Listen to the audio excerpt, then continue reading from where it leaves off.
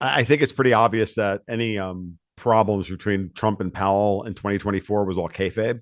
Yeah.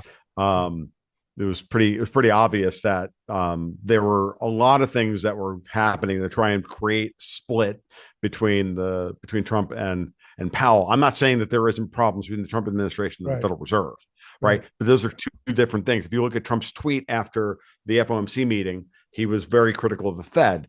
But then he was asked a couple of days later, he's like, well, what do you think about, they were trying to then get him to like throw Powell under the bus a couple Right. of days later. And he said, oh, no, I think Powell did the right thing in holding interest rates where they were. So it's obvious that there's something going on here where at the top of the Federal Reserve, we have people who want to reform how the Fed operates or has the Fed has been operating, is trying to clean up what's been done. And at the same time, we have a lot of organizational rot within the Fed that's trying to stop that, just like we're seeing at USAID and the Treasury Department and everywhere else.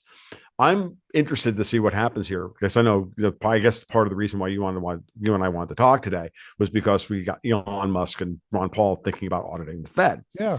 and it was just great. And this is Yeah. funny that it's really funny. Actually, my Twitter feed blew up and like, well, how do you feel about that? Like, they could go after Powell. I'm like, oh no, I don't think Powell has any problem with the going after auditing the Fed if we're going to audit, like, I don't know, the San Francisco Fed under Yellen or under Mary Daly, or we're going to go back and we're going to look at what Bernanke did during the 2008 financial crisis, or what Yellen did when she was Fed chairman.